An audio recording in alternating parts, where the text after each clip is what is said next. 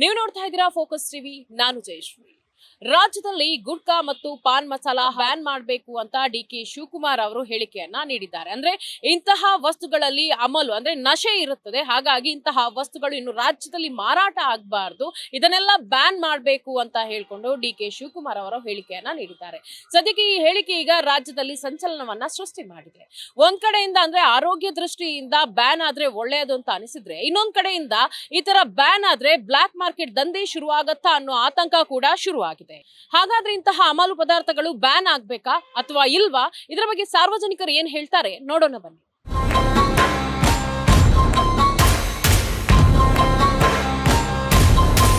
ಎಷ್ಟೋ ಜನ ನೋಡ್ತಿದ್ವಿ ಹುಡುಕಂದು ಅಲ್ಲೇ ಬಿದ್ದಾರೆ, ಏನು ಆಗಲ್ಲ. ನೀವು ಎಷ್ಟು ವರ್ಷದಿಂದ ನಾನು ಹೇಳ್ಬೇಕು ನನಗೆ ನಾಚಿಕೆ ಆಯ್ತು. ಒಂದೇ ಸತಿ ಬ್ಯಾನ್ ಮಾಡಿಬಿಟ್ರೆ ಬ್ಯಾನ್ ಮಾಡಿಬಿಟ್ರೆ LKG ABCD ಆಮೇಲೆ ಕಲ್ತ ಮೇಲೆ ಎಲ್ಲ ಹೀಗೆ ಕನ್ನಡದವರೆಲ್ಲ ಸಿಗರೇಟ್ ಹೊಡಿತಾರೆ.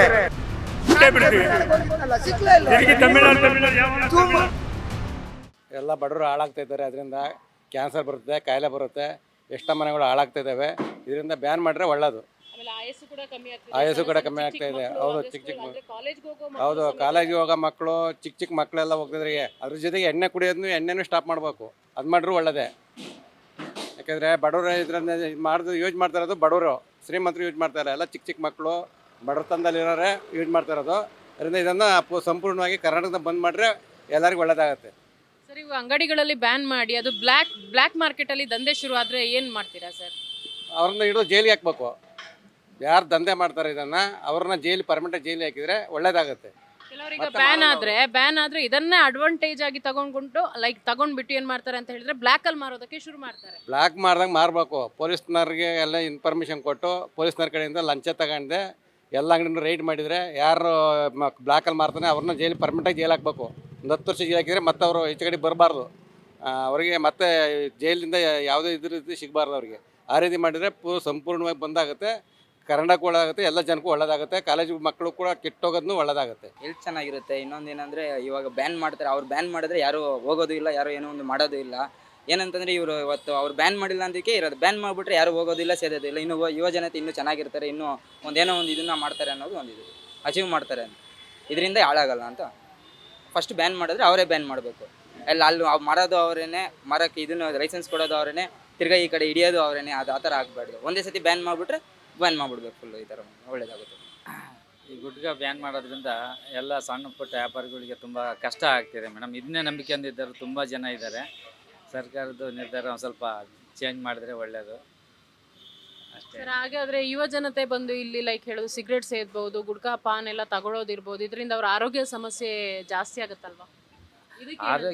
ಆರೋಗ್ಯ ಒಂದು ನೋಡ್ಕೊಂಡಿದ್ರೆ ಹೆಂಗಾದ್ರೂ ಬಂದೇ ಬರುತ್ತೆ, ಬೇರೆ ಟೈಪಲ್ಲಾದರೂ ಬಂದೇ ಬರುತ್ತೆ. ಈಗ ನಾವು ಎಷ್ಟೋ ಜನಕ್ಕೆ ನೋಡ್ತಾ ಇದೀವಿ, ಬೆಳಗಿಂದ ಸಾಯಂಕಾಲದವ್ರಿಗೆ ಕುಡಿದು ಅಲ್ಲೆಲ್ಲೇ ಬಿದ್ದಿರ್ತಾರೆ. ಅವ್ರಿಗೆ ಏನಾಗಲ್ಲ, ಒಳ್ಳೆ ಊಟ ಮಾಡಿದವರು ಮನೇಲಿದ್ದವ್ರಿಗೆ ಅಂಥವ್ರಿಗೆ ಕಾಯಿಲೆ ಬರೋದು ಜಾಸ್ತಿ.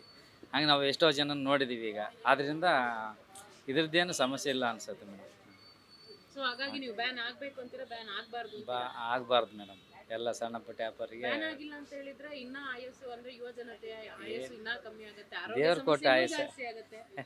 ದೇವ್ರು ಯಾವಾಗ ಕರ್ಕಂತಾನೆ ಹೋಗೋದು ಮೇಡಮ್. ಏನು ಸೇದಬೇಕು, ಅದೇ ಚಟ ಇರೋದರು ಹಂಗೆ ಆಗುತ್ತೆ ಅಂತ ಎಷ್ಟೋ ಜನ ನೋಡ್ತಾ ಇದೀವಿ. ಕುಡ್ಕೊಂಡು ಅಲ್ಲೇ ಬಿದ್ದಾರೆ, ಏನೂ ಆಗಲ್ಲ ಅವ್ರಿಗೆ. ಒಳ್ಳೆ ನೀರು, ಒಳ್ಳೆ ಊಟ ಮಾಡಿದವ್ರಿಗೆ ಬೇಗ ಕಾಯಿಲೆ ಬರೋದು. ಗುಟ್ಕಾ ಪಾನ್ ಪರಾಗ ಅದೆಲ್ಲ ಬ್ಯಾನ್ ಮಾಡೋದಕ್ಕಿಂತ ಡ್ರಿಂಕ್ಸ್ ಬ್ಯಾನ್ ಮಾಡಿದ್ರೆ ತುಂಬ ಒಳ್ಳೆಯದು. ಡ್ರಿಂಕ್ಸ್ ಸ್ಟಾಪ್ ಮಾಡಿದ್ರೆ ಇನ್ನೂ ಒಳ್ಳೆಯದು. ಈ ಗುಟ್ಕಾ ಅದಕ್ಕಿಂತ ಎಲ್ಲದಕ್ಕೆ ಬ್ಯಾನ್ ಮಾಡೋದಕ್ಕಿಂತ ಡ್ರಿಂಕ್ಸ್ ಬ್ಯಾನ್ ಮಾಡಿದ್ರೆ ತುಂಬ ಒಳ್ಳೆಯದು. ಡಿ.ಕೆ. ಶಿವಕುಮಾರ್ ಒಂದು ಗುಣ ಹಾಕ್ಬಿಟ್ಟು ಹೋಗ್ಬಿಟ್ಟು ಬ್ಯಾನ್ ಮಾಡಿದ್ರೆ ನೋಡಿ, ನಾನು ಮೊನ್ನೆ ತಮಿಳ್ನಾಡಿಗೆ ಹೋಗಿದ್ದೆ. ಒಂದೇ ಒಂದು ಚೈನಿಕಿನೇ ಅನ್ಸಿ ಕೇಳಿದೆ, 10 ರೂಪಾಯಿಗೆ 100 ರೂಪಾಯಿ ಕೊಡ್ತೀನಿ ಅಂದರೆ ಸರ್ ಕಪಾಳೆ ಕೊಡಿತಾರೆ ಸರ್ ಅಂದರು. ಆ ಥರ ಸರ್ಕಾರ ಇರಬೇಕಾದ್ರೆ ಇವ್ರಿಗೇನಿಲ್ಲ. ಎಲ್ಲಿ ನೋಡಿದ್ರು ಎಂಜಿಲು ಎಲ್ಲ ಸೇಟುಗಳು. ಕನ್ನಡದವ್ರು ಹಾಕಲ್ಲ, ಕನ್ನಡದವರೆಲ್ಲ ಸಿಗರೇಟ್ ಹೊಡಿತಾರೆ.